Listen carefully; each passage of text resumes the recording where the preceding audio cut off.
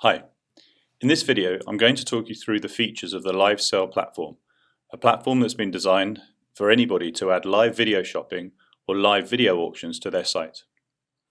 Fully interactive in chat, voice and video, and with extra features such as watch party, pushing streams to social and live polling built in, you'll have everything you need to make selling across web and mobile more engaging, more fun, and most importantly, more successful. So here I am in a LiveSell meeting room. This is the interface that a moderator or a presenter would be in, but for now I'm going to show you how it's all set up. So if I switch over to here, this is the first thing that you see when you log in as a LiveSell customer, and at the heart of LiveSell is the ability to brand your site exactly as you want. So here you've got various tabs, one for the join page. This is a page where people will enter their screen name when entering a meeting. Everybody needs to do that. And you can also upload an image to be the background. So let me just show you some that I've already got open here. These are various join pages for moderators. Here's one for another site. Here's another. Here's another. And here's yet another. We've got lots of these different sites already set up. Here you can style the meeting room itself, so the piece of the site, if you like, where the video and the selling takes place. Here you can brand the various overlays. So you might want, for example, to show a logo on desktop, but you might decide that you don't want it actually, but you might decide that you only want it on mobile. Here you can style the comments that you can put on screen as overlays. And here you can style the badges. So these are things that can be sent to screen as overlays that people then click to buy or to bid, if it's an auction we're talking about. And then they'd be taken to that checkout or page where they can put their payment details in, whilst the meeting would carry on down in the bottom right hand corner. And then when they're finished, they can expand that video in the bottom right hand corner to go back to the meeting room interface. And here you can set the main screen background color. This is what's shown when you've got a user with their camera off. And if you wanted to, you can also upload videos or images to be shown when there are no moderators in the room at all. So this is probably the most important thing once you've branded your site, the idea of creating a room that people will go to. So all of these things are explained in more detail if you mouse over them in the tooltip. But essentially every room needs to have a name. You can have up to 5 presenters on screen at any one time, that you set here. You can also choose the maximum audience size. And all these slider switches can be on or off. And for this particular site, so this is me logged in as Marek here, we see that the default settings are that a moderator must be present for any action or interactivity to happen inside a room. The chat has to be moderator approved, which means that before anything gets seen by everybody else in the room, the presenter or one or another sort of unseen moderator needs to actually approve them. You've got a profanity filter that stops inappropriate messages going even to the moderator to filter to save on their time. And here you can set a countdown timer for your show, so that when people go to that join page that I showed you earlier, there'd be a timer there counting people down to the start time. And then these buttons here dictate what audience members see. So here you can decide whether or not they're going to see the participants that are in the room. Here you see whether or not, or here you set, whether or not the chat's available to everybody in the audience.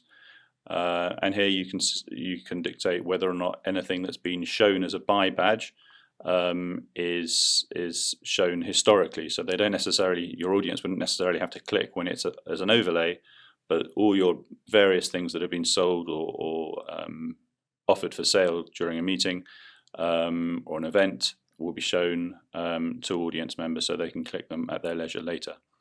And here we have the ability for audience members to raise their hand. LiveSell, unlike lots of other platforms, can be entirely two-way interactive. This means that if, for example, somebody in the audience had something to say or to show, the presenter or a moderator would be able to give them permission to share their camera or microphone, and they would then become part of that show that all the rest of the audience would see. Here we have an emoji pump. This is the ability to send hearts to screen if you see something that you like, and is common in lots of social sort of platforms at the moment. And here we have the ability to show or hide the header bar. The reason that some people might want to hide the header bar is if they decide they want to embed their site within an existing site that already has a header bar, then they might not want to show two. So you can actually decide, and I think in fact some of these have got a header bar and some haven't. So if we look at this one, there's no header, but if we look at this one over here, or this one here, you've got the header bar. Okay. And here, once you've created your room, you have the ability to style it individually. So whereas up at the top your branding would be for every room that's created automatically, you can, by going into here, look at all your rooms, choose one and give it a different styling to your other rooms. This means that all your rooms can be different. You can also decide to point your own domains at LiveSell. So whilst my domain happens to be on marek.livesell.app, you could, if you wanted to, point anything. So let's say you've got a website that's called joeblogs.com. You could, for example, set up live.joeblogs.com so that LiveSell isn't referred to at all in the URL, and your visitors would be able to go to that link directly.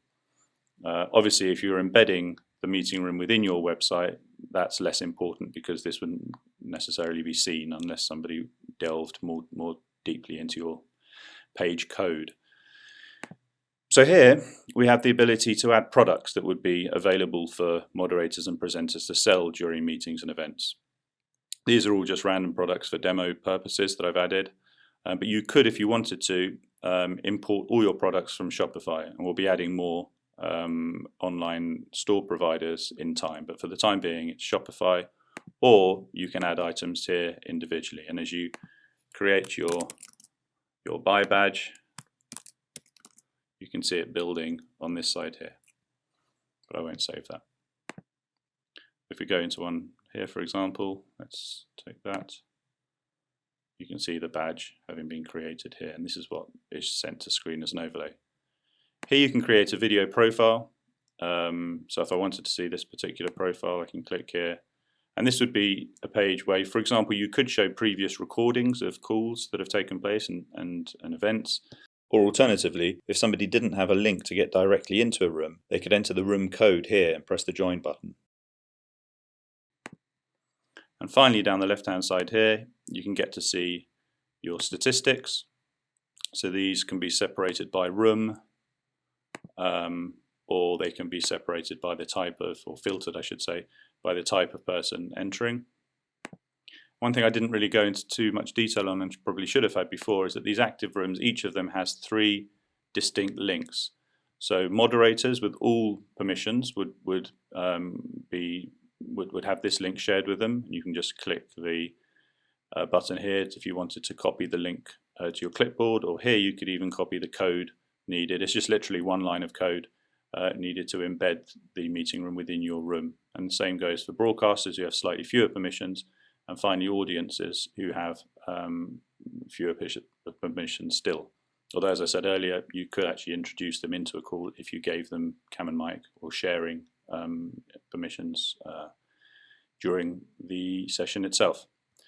Okay, so let's just have a look at the meeting room itself, where we started from.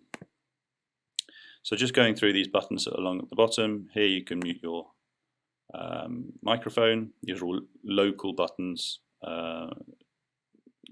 They control your local environment. Here you would be able to stop your camera and restart it. Here you've got settings, so if you've got multiple cameras or multiple mics, you'd be able to choose from them here. Here you'd be able to share things with your audience. Now this sharing media is I think, unique way of doing things that we've developed at LiveSell that allows people to actually download the MP3, MP4 or MOV file to their computer, which will then be controlled by the moderator. And the difference between doing this and regular screen share at the bottom is that the quality is going to be a lot better, because they're actually going to get the full HD experience. Whereas when you share your screen, if there was some audio, for example, in the video that you might be sharing, that video is going to go down the same audio channel as your voice, and that does tend to lead to clippiness and a less good experience. So this is a great way of being able to share good quality media. And here I think we've got just a little 10-second countdown that we offer to people. So as I say, the moderator would be in control here, so he'd be able to start, stop the video, and everybody in that show would be in sync with each other. So I'll just stop sharing there. Here we've got the ability to stream to an RTMPS endpoint.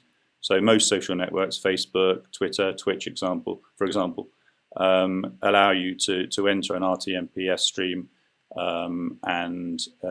which includes a streaming key that would enable you to simulcast your LiveSell event to various social networks. And here you could label it. So if I just put one in, for example, here, RTMPS. This obviously doesn't exist, but I'll show you the idea. And I might want to just call this Facebook. If I were to save that, then I'd be able to click the stream button at any time during my show, and that would go directly to my Facebook page. I'll delete that one there. Here we have a record button. So this allows the show to be recorded. So I'm recording myself from the moment that spinner stops. There we go. It says you're currently broadcasting. I'm now recording my session, and when I'm wanting to stop, I just click stop recording.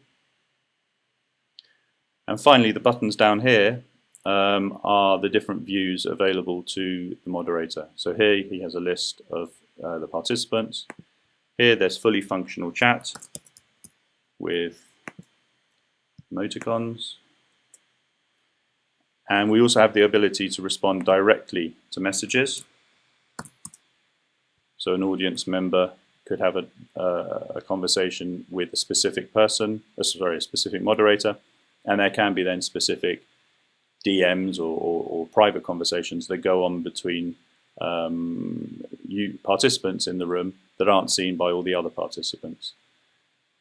This is where all those badges that you saw here, which I said these ones could be imported from somewhere like Shopify, but they can also be added manually. They appear here.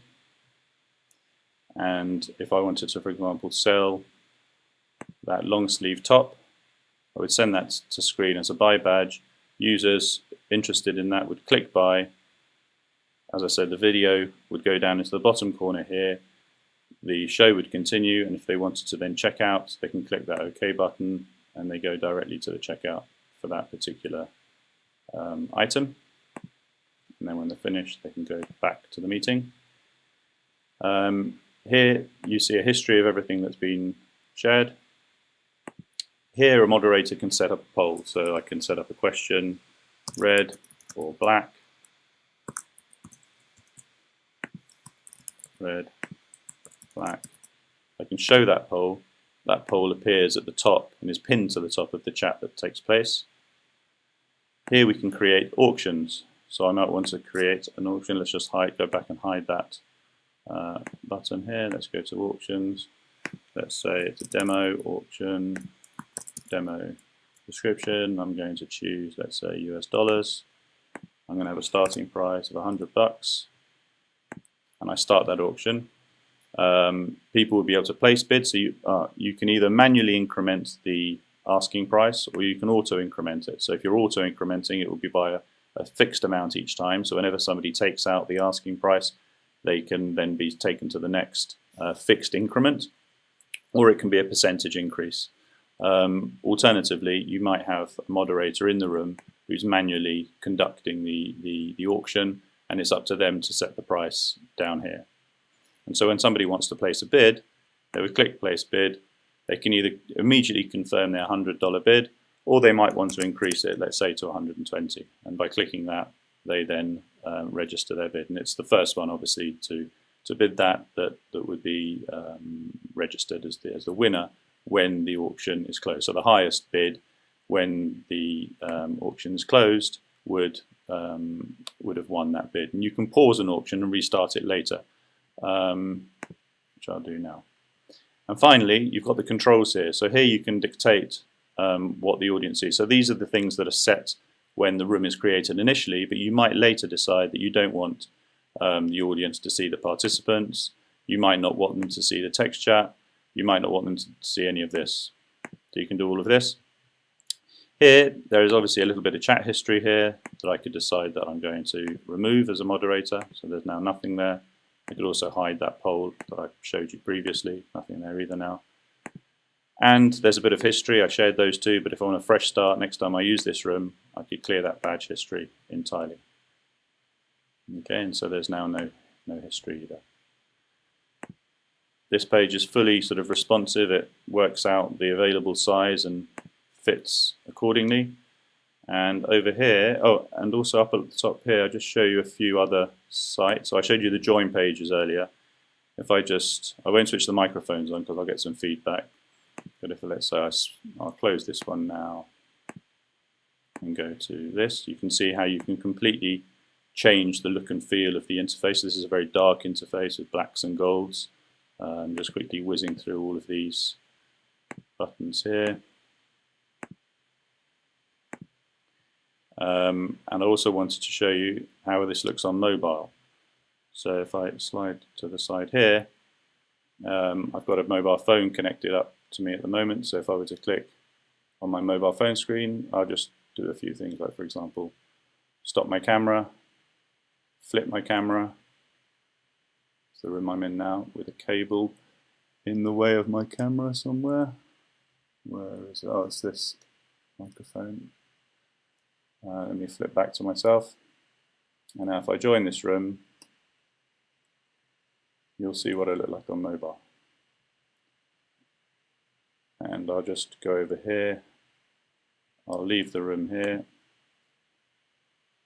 and slide. Oh, sorry. So here I'm able to slide the screen up and down. As you can see, everything changes so it's more visible. On a video background, so it changes to white when it's down here.